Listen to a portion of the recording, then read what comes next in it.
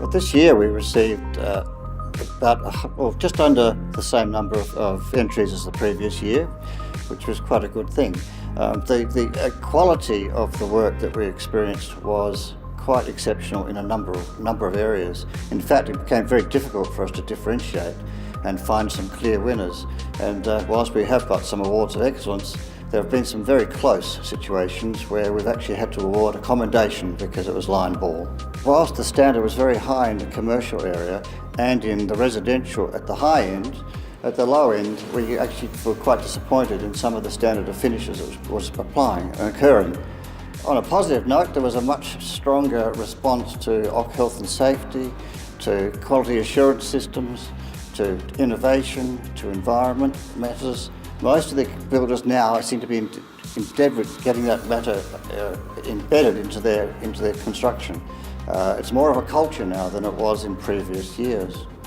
The other thing that we noticed this year was a very strong client engagement. They seem very enthusiastic and want to be part of the judging process. Judges are selected by the MBA from people within the profession who aren't directly relating to any building company. So we're quite pleased that, and so is the MBA, that there is no conflict of interest in this situation. The MBA also then allocate judges with specific expertise to specific categories within the whole judging system. Those judges are then apportioned, and then the MBA has nothing further to do with the whole judging process. You can expect some surprises tonight.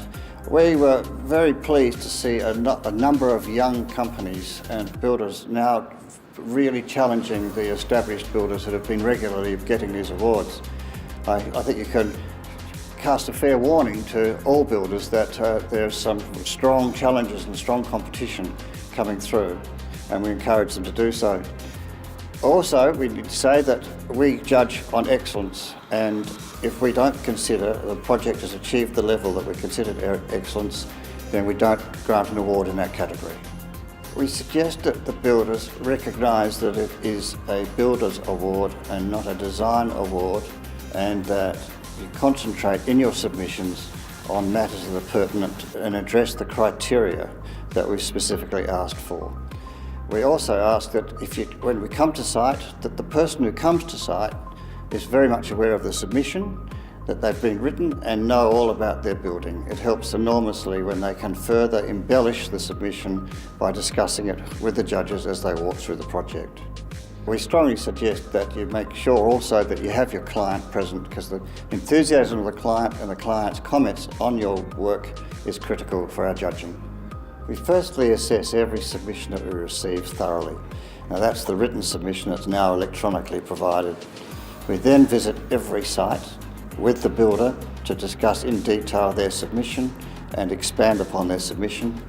In doing so, a great degree of the amount of our judging is being on site and assessing the workmanship internally and externally. We then look at their health and safety records, their innovation. We also look at their quality assurance and their safety systems. We look at their value for money. We look at their time program. We look at all of their relationships with their subcontractors. And finally, we talk to the client, and the client then gives us the final judgment.